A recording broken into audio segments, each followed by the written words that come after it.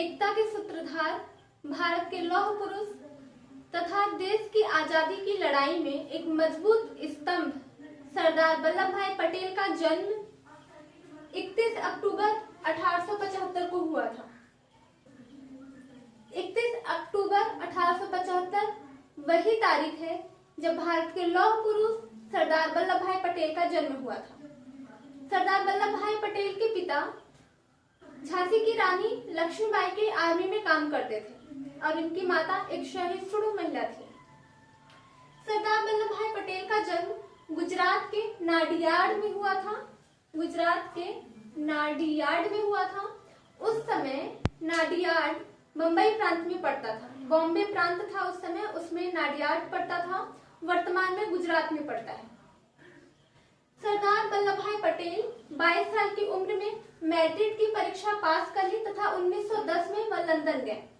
1910 में सरदार वल्लभ भाई पटेल लंदन में वकालत की पढ़ाई करने के लिए गए। वकालत की पढ़ाई करके ये लौटे और अहमदाबाद में रहने लगे। गोधरा में इन्होंने अपनी प्रैक्टिस भी की है। गोधरा में इन्होंने वकालत किया। ये इतने कुशाग्र बुद्धि के थे कि जब ये लंदन में वकालत की पढ़ाई करने के लिए गए तो 36 माह का सिलेबस इन्होंने महज 30 माह में कंप्लीट कर लिया। 36 माह का जो इनका पाठ्यक्रम था इन्होंने 30 माह में उसे कंप्लीट कर लिया। न केवल कंप्लीट किया बल्कि वे कक्षा में प्रथम स्थान पर भी आए। सरदार वल्लभ भाई पटेल जब गोधरा में अपनी वकालत प्रैक्टिस कर रहे थे तो ब्रिटिश सरकार चाहती थी कि ये ब्रिटिश गवर्नमेंट की तरफ से काम करे, वो उनकी नौकरी करे, ब्रिटिश सरकार की नौकरी करे सरदार वल्लभ भाई पटेल। इसके लिए कई प्रस्ताव रखे गए सरदार वल्लभ भाई पटेल के सामने। सरदार वल्लभ भाई पटेल ब्रिटिश सरकार की किसी भी योजना से संतुष्ट नहीं थे। अतः सरदार वल्लभ भाई पटेल ने ब्रिटिश सरकार की नौकरी करने से मना कर दिया। सरदार वल्लभ भाई पटेल शुरू से ही राष्ट्रीय भावनाओं से ओतप्रोत थे। वह अपना पूरा जीवन देश सेवा में लगाना चाहते थे। अतः 1917 वह गुजरात के सभासद के रूप में नियुक्त हुए। 1917 में सरदार वल्लभ भाई पटेल गुजरात के सभासद के रूप में नियुक्त हुए और 1918 खेड़ा आंदोलन, जो गुजरात का गांधी जी का प्रथम आंदोलन था, खेड़ा आंदोलन, उसमें सरदार वल्लभ भाई पटेल ने एक अहम भूमिका निभाई। खेड़ा आंदोलन 1918 को हुआ। गांधी जी के नेतृत्व में यह दूसरा आंदोलन था। भारत में गांधी जी के नेतृत्व में यह दूसरा आंदोलन था। भारत में गांधी जी का पहला आंदोलन चंपारण आंदोलन था। हालांकि यह एक क्षेत्रीय आंदोलन था। खेड़ा भी एक क्षेत्रीय आंदोलन रहा। उसके बाद अहमदाबाद भी क्षेत्रीय आंदोलन रहा। गांधी जी के 3 क्षेत्रीय आंदोलन, चंपारण आंदोलन, खेड़ा आंदोलन और अहमदाबाद आंदोलन, उनके शुरुआती 3 क्षेत्रीय आंदोलन रहे। 1917 में चंपारण आंदोलन की विजय के बाद, उनके अच्छे परिणामों के बाद गांधी जी ने खेड़ा में आंदोलन किया। खेड़ा गुजरात का स्थान है। खेड़ा में किसानों की फसल अच्छी नहीं हुई थी और किसान ब्रिटिश सरकार को लगान नहीं देना चाहते थे और ब्रिटिश सरकार किसानों से जबरन लगान वसूल रही थी। इसके लिए गांधी जी खेड़ा पहुंचे, वहां पे आंदोलन किया। चूंकि गांधी जी मध्यम मार्गी थे, इसलिए न तो उन्होंने किसानों का पक्ष लिया कि कोई भी किसान ब्रिटिश सरकार को कर ना दे और न ही उन्होंने ब्रिटिश सरकार का पक्ष लिया कि किसानों से जबरन कर वसूला जाए। अतः गांधी जी ने मध्यम मार्ग को अपनाते हुए कहा कि सिर्फ वही किसान कर देगा जो कर देने योग्य है, जिसकी फसल पर्याप्त हुई है, जो कर दे सकता है, सिर्फ वही किसान ब्रिटिश सरकार को कर देगा। यह फैसला कर खेड़ा आंदोलन को समाप्त किया गया। हालांकि अब खेड़ा आंदोलन समाप्त हो गया था। खेड़ा आंदोलन अब समाप्त हो चुका था। गांधी जी को सरदार वल्लभ भाई पटेल के रूप में एक कर्मठ और समर्पित अनुगामी प्राप्त हो गया था। सरदार वल्लभ भाई पटेल गांधी जी से बहुत प्रभावित थे। वह गांधी जी के सभी सिद्धांतों, उनकी नीतियों, उनके आंदोलनों में हमें उनके साथ रहे। गांधी जी के आइडियोलॉजी से सरदार वल्लभ भाई पटेल बहुत प्रभावित हुए। सरदार वल्लभ भाई पटेल ने 1928 में बारदोली सत्याग्रह चलाया। बारदोली गुजरात में है और गुजरात में बारदोली नामक स्थान पर सरदार वल्लभ भाई पटेल ने बारदोली आंदोलन चलाया। बारदोली भी एक किसानों का आंदोलन था। बारदोली आंदोलन एक किसानों का आंदोलन था और सरकार किसानों से 22% कर वसूल रही थी, जो किसानों को मंजूर नहीं था।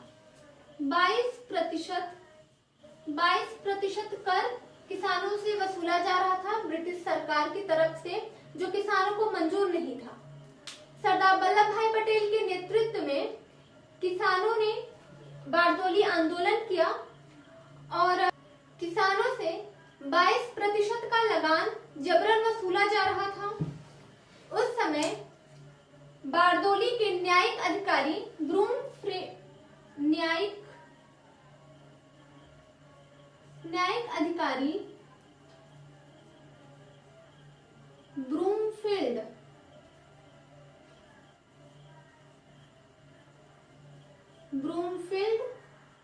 और राजस्व अधिकारी मैक्सवेल, ये राजस्व अधिकारी थे। राजस्व अधिकारी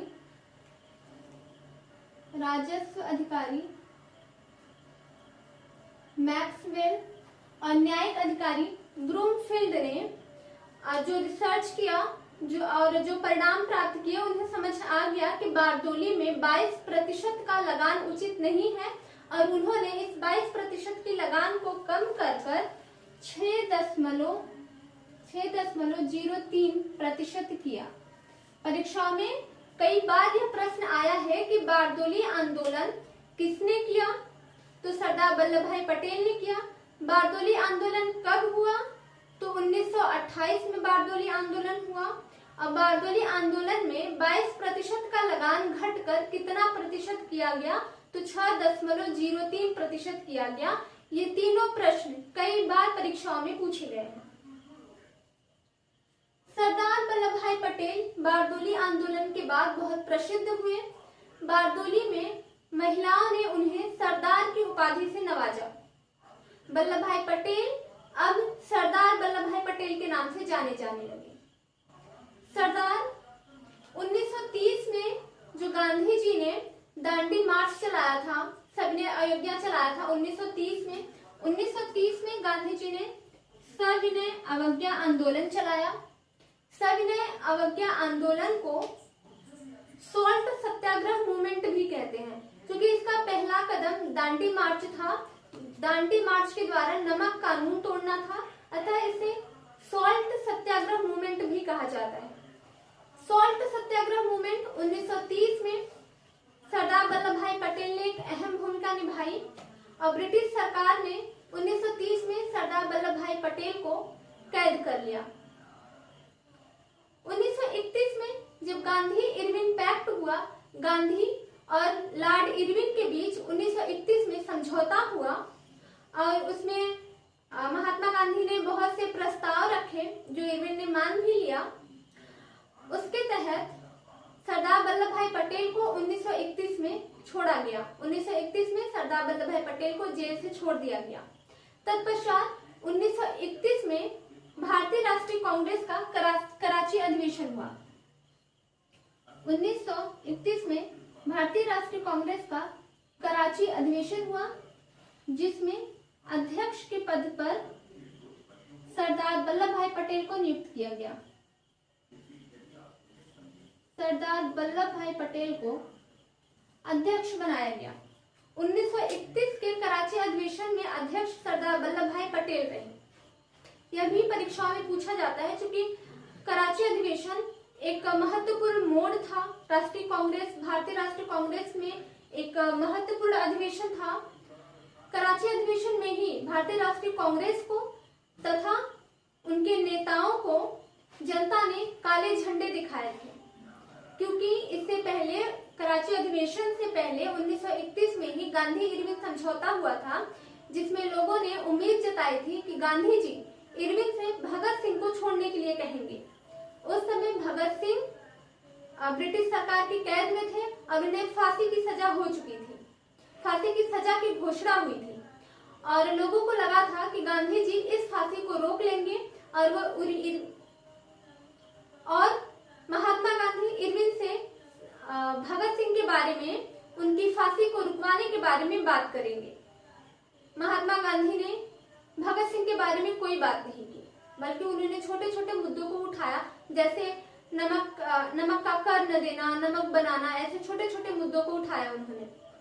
इसलिए जनता ने कराची अधिवेशन में भारतीय राष्ट्रीय कांग्रेस को तथा उनकी नेताओं को काले झंडे दिखाए। कराची अधिवेशन इसलिए भी महत्वपूर्ण हो जाता है क्योंकि कराची अधिवेशन में मौलिक अधिकारों की मांग की गई। मौलिक अधिकारों की सर्वप्रथम मांग कराची अधिवेशन में की गई। मौलिक अधिकारों की मांग सर्वप्रथम कराची अधिवेशन में की गई। कराची अधिवेशन की अध्यक्षता सरदार वल्लभ भाई पटेल ने किया। तत्पश्चात सरदार वल्लभ भाई पटेल का सबसे जो इम्पोर्टेंट रोल होता है वो भारत के एकीकरण में होता है। भारत को एक सूत्र में पिरोने के लिए सरदार वल्लभ भाई पटेल का नाम सर्वोपरि है। जब देश आजाद हुआ, देश आजाद होने से पहले दो भागों में बट गया था। देश के विभाजन को रोकने के लिए सरदार वल्लभ भाई पटेल ने बहुत कोशिश की, वो नहीं चाहते थे। हालांकि बहुत से नेता, बहुत जो बड़े नेता थे भारतीय राष्ट्रीय कांग्रेस के, वो नहीं चाहते थे कि दो पार्ट हो, पार्टीशन हो भारत का, एक अलग से पाकिस्तान बने। इसी श्रेणी में सरदार वल्लभ भाई पटेल भी थे। सरदार वल्लभ भाई पटेल भी नहीं चाहते थे कि भारत के दो टुकड़े हो और एक पाकिस्तान बने। इसके लिए सरदार वल्लभ भाई पटेल ने 1948 में सरदार भाई पटेल ने बीपी मेनन, जो सिविल सर्वेंट थे, उनसे कई बार सरदार वल्लभ भाई पटेल की बात हुई। सरदार वल्लभ भाई पटेल पाकिस्तान के विभाजन को रुकवाना चाहते थे, भारत के विभाजन को रुकवाना चाहते थे, पाकिस्तान नहीं बनने देना चाहते थे। अतः उन्होंने एक जो सिविल सर्वेंट थे बीपी मेनन, उनसे कई बार बातचीत की। हालांकि पाकिस्तान बना, भारत का पार्टीशन नहीं रुका।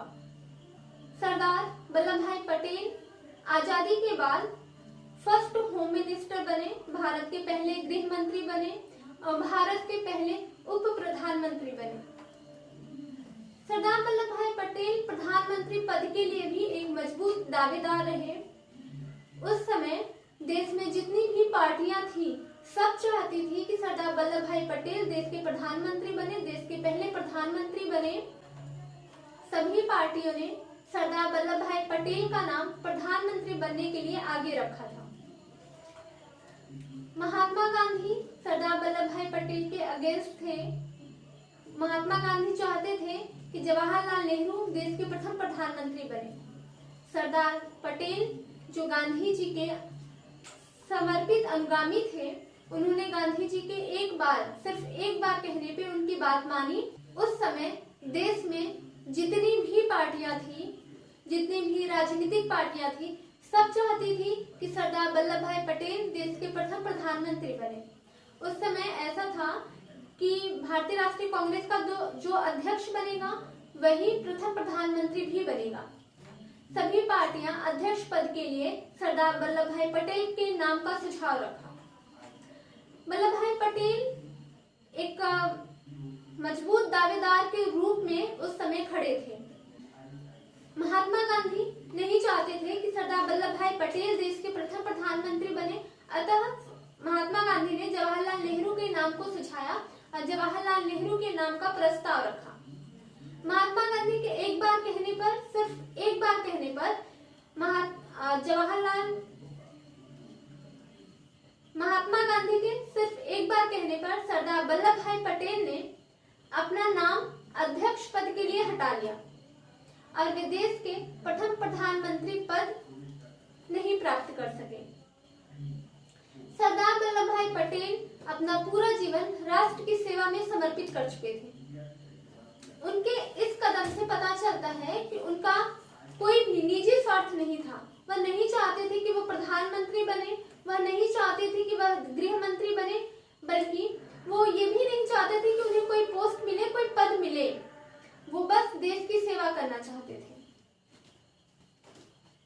हालांकि बाद में सरदार वल्लभ भाई पटेल देश के पहले डिप्टी प्राइम मिनिस्टर बने, पहले उप प्रधानमंत्री बने और देश के पहले गृह मंत्री बने। गृह मंत्री के पद पर रहते हुए सरदार वल्लभ भाई पटेल ने देश का एकीकरण किया। जब भारत आजाद हुआ तो भारत के सामने सबसे बड़ी समस्या थी 562 देसी रजवाड़ों का बिखराव। और इन देसी रजवाड़ों का बिखराव हो भी क्यों ना, जब माउंटबेटन योजना आई तो उसमें साफ साफ कहा गया था, माउंटबेटन ने साफ साफ कहा कि जो भी देसी रजवाड़े हैं वे चाहे तो भारत के साथ मिलकर संघ बनाएं या फिर वे चाहे तो वे स्वतंत्र रहें। जब उनके स्वतंत्र रहने के बाद माउंटबेटन योजना में कह दी गई थी तो क्यों देसी रजवाड़े अपने संप्रभुता को छोड़ते, क्यों वे भारत के साथ संघ बनाते। संप्रभुता क्या होती है? किसी भी देश के, किसी भी राष्ट्र के आंतरिक मामलों तथा बाह्य मामलों में निर्णय लेने की शक्ति संप्रभुता होती है। कोई भी देसी राजा क्यों चाहता कि जिस राज्य में वह शासन कर रहा है उसके आंतरिक मामलों तथा बाह्य मामलों में निर्णय लेने की शक्ति भारत संघ को दी जाए, क्यों वो पराधीनता स्वीकार करता। अतः यह एक जटिल काम था कि 562 देसी रजवाड़ों को भारत संघ में मिलाया जाए। इस जटिल काम को सरदार वल्लभ भाई पटेल ने अपनी दृढ़ निश्चितता और कूटनीतिज्ञता से सफल बनाया और भारत को एक सूत्र में पिरोया और वे भारत के लौह पुरुष कहलाए। इन देसी रजवाड़ों को मिलाने के लिए भारत सरकार की देखरेख में 27 जून 1947 को एक राज्य विभाग बनाया गया। भारत सरकार की देखरेख में 27 जून 1947 को एक राज्य विभाग बनाया गया जिसके अध्यक्ष सरदार वल्लभ भाई पटेल को बनाया गया। सरदार वल्लभ भाई पटेल राज्य विभाग के अध्यक्ष पद पर रहते हुए अपने 40 दिन के दौरे में उन्होंने कई देसी रजवाड़ों, बल्कि अधिकांश देसी रजवाड़ों को भारत संघ में मिला लिया था। सरदार वल्लभ भाई पटेल ने 5 जुलाई 1947 को देसी रजवाड़ों से अपील की। 5 जुलाई 1947 को सरदार वल्लभ भाई पटेल ने देसी रजवाड़ों से अपील की कि वे अपने विदेशी विभाग, यातायात तथा सुरक्षा के मामलों को, सुरक्षा के बारे में, यातायात के बारे में, विदेशी मामलों के बारे में जो भी निर्णय हो वो भारत सरकार को लेने दे तथा अपने इन विभागों को भारत सरकार को सौंप दे। बाकी मामलों में देसी रजवाड़े स्वतंत्र रहेंगे। सरदार वल्लभ भाई पटेल के इस घोषणा के द्वारा अधिकांश देसी रजवाड़े भारत संघ में मिल गए, लेकिन जम्मू कश्मीर, हैदराबाद तथा जूनागढ़ अभी भी अलग थे और अभी भी वे स्वतंत्र रहना चाहते थे। जूनागढ़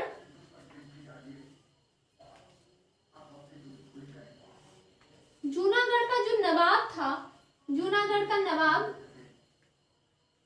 वह मुसलमान था।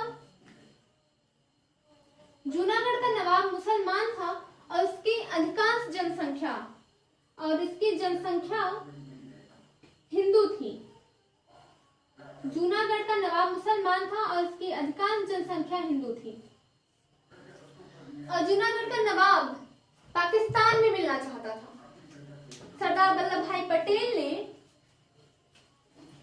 फरवरी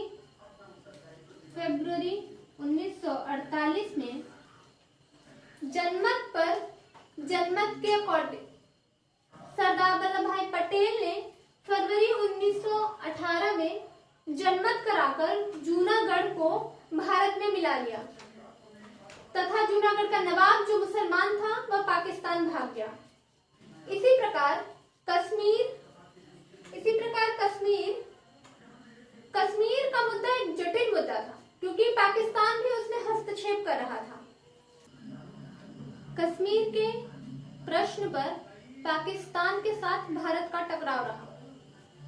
कश्मीर के महाराजा हरि सिंह स्वतंत्र रहना चाहते थे, लेकिन कश्मीर पर पाकिस्तान अपना अधिकार जमाना चाहता था। कश्मीर में 1947 को कश्मीर में लॉर्ड माउंटबेटन गए और वहां के राजा हरि सिंह से मिलकर आत्मनिर्णय कर भारत के साथ मिलने पर जोर दिया तथा उन्होंने लॉर्ड माउंटबेटन ने जनमत की भी बात कही। तत्पश्चात महात्मा गांधी भी कश्मीर गए और कश्मीर के महाराजा हरि सिंह से बातचीत की। इसी बीच अगस्त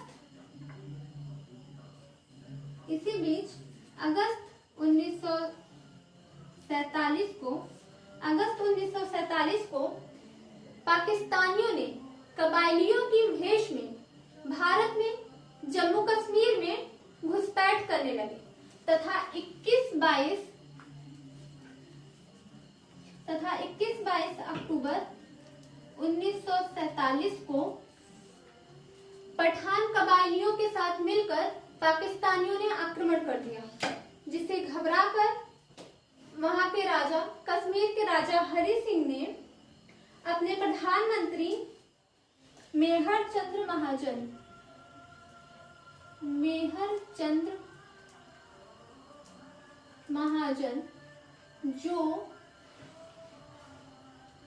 जो कश्मीर के प्रधानमंत्री थे, महाराजा हरि सिंह ने अपने प्रधानमंत्री मेहर चंद्र महाजन को स्वीकार पत्र जिसमें उन्होंने हस्ताक्षर किया था, महाराजा हरि सिंह ने 26 अक्टूबर 1947 को दिल्ली भेजा। 26 अक्टूबर 1947 को दिल्ली भेजा, जिसे नेहरू ने स्वीकृति प्राप्त की, जिसे नेहरू ने स्वीकार कर लिया। 27 अक्टूबर अब महाराजा हरि सिंह जो भारत में मिल चुके थे, उनका विलय पत्र पे साइन हो चुका था। जवाहरलाल नेहरू भारत के प्रथम प्रधानमंत्री ने उसे स्वीकार कर लिया था। अब महाराजा हरि सिंह के कहने पर 27 अक्टूबर, चूंकि 26 अक्टूबर को उनकी स्वीकृति पत्र प्राप्त हो चुकी थी, महाराजा हरि सिंह की स्वीकृति पत्र प्राप्त हो चुकी थी भारत सरकार को, अतः महाराजा हरि सिंह के कहने पर 27 अक्टूबर 1947 को भारतीय सेनाओं ने जम्मू कश्मीर में पठान कबायलियों और पाकिस्तान सेना का रास्ता रोका और उनसे जमकर मुकाबला किया। इसके विरोध में, पाकिस्तानियों के अटैक के विरोध में, उनके आक्रमण करने के विरोध में पंडित जवाहरलाल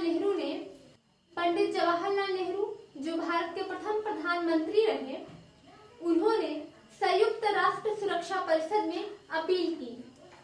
संयुक्त राष्ट्र सुरक्षा परिषद ने इस बारे में निर्णय लेने में बहुत देर लगाई और 13 अगस्त 1948 को संयुक्त राष्ट्र सुरक्षा परिषद ने अपना निर्णय दिया और उसमें दोनों सेनाओं को युद्ध समाप्त करने के लिए कहा और कहा कि दोनों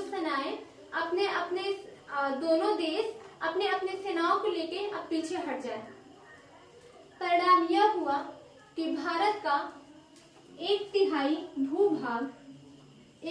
भूभाग पाकिस्तान के कब्जे में चला गया, जिसे पाकिस्तान आजाद भारत के नाम से पुकारता है और उस एक तिहाई भूभाग को भारत में पीओके के नाम से पुकारा जाता है। पीओके, पाक ऑक्यूपाइड कश्मीर, पाक अधिकृत कश्मीर, जिस पे पाकिस्तान का अवैध रूप से कब्जा है, वह अभी भी भारत के मानचित्र पर दिखलाया जाता है। पाकिस्तान ने उस एक तिहाई भूभाग पर अवैध रूप से अपना कब्जा जमाया हुआ है। अब बात आती है हैदराबाद की। हैदराबाद जहां का शासक निजाम था, उसने एक अलग ही साठगांठ कर रखी थी। वह ब्रिटिश शासन से मिलकर स्वतंत्र रहना चाहता था और अपना स्वतंत्र राज्य चलाना चाहता था और वह गुप्त रीति से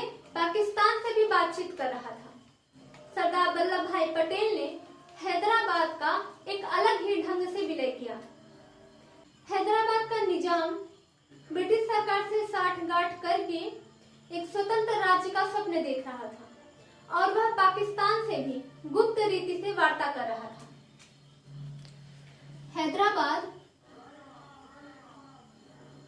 हैदराबाद जिसका शासक निजाम था, वह अलग ही स्वतंत्र राज्य का स्वप्न देख रहा था। अक्टूबर 1947 को सरदार वल्लभ भाई पटेल ने निजाम से बातचीत की तथा उसे भारत में मिलने के लिए कहा। सरदार वल्लभ भाई पटेल ने निजाम से 1947 में एक समझौता किया जिसमें कहा गया कि हैदराबाद 1 वर्ष तक अपनी यथावत स्थिति में बना रहेगा तथा वह किसी भी प्रकार से अपनी सेना में वृद्धि नहीं करेगा और विदेशी लोगों से, विदेशी राज्य से, विदेशी राष्ट्र से बातचीत नहीं करेगा। लेकिन इसके विरुद्ध निजाम ने पाकिस्तान से बातचीत की, पाकिस्तान से उसने हथियार मंगाए और रजाकारों से मनमानी करवानी चाहिए। रजाकारों को निजाम भारत में बुलवाया और उनसे मनमानी करवानी चाहिए। रजाकार वही है जो एक सांप्रदायिक गुट के रूप में रहते हैं तथा अपने संप्रदाय की सुरक्षा के लिए, अपने संप्रदाय को बचाने के लिए दूसरे संप्रदाय पर अहिंसात्मक कार्यवाही करते हैं, नरसंहार करते हैं, कत्लेआम करते हैं। पश्चिमी पाकिस्तान में 1971 में पूर्वी पाकिस्तान में जब उस समय पूर्वी पाकिस्तान में आंदोलन चल रहा था तो पश्चिमी पाकिस्तान के सेनापति याहिया खान ने पूर्वी पाकिस्तान में रजाकारों को भेजा था। 1971 में पूर्वी पाकिस्तान में रजाकारों ने बड़ी संख्या में नरसंहार किया था, कत्लेआम किया था। उन्हीं रजाकारों को वैसे ही रजाकार हैदराबाद में भी बुलाए गए थे। अब सरदार वल्लभ भाई पटेल विवश होकर हैदराबाद पर सैनिक कार्रवाई करना चाहते थे। अक्टूबर 1947 में जो संधि हुई थी निजाम के साथ, निजाम ने उसे नहीं माना और अब सितंबर 1948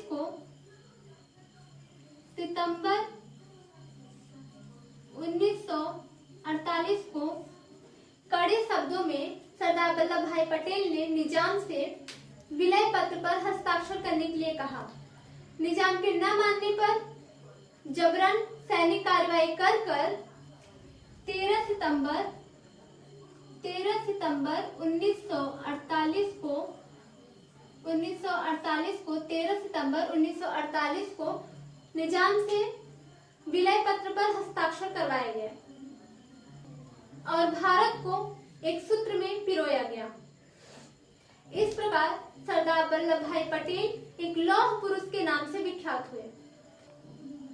सरदार वल्लभ भाई पटेल अब जर्मनी के बिस्मार्क से कहीं ऊंचे, बेजोड़ और दृढ़ संकल्पित व्यक्ति के रूप में प्रकट हुए।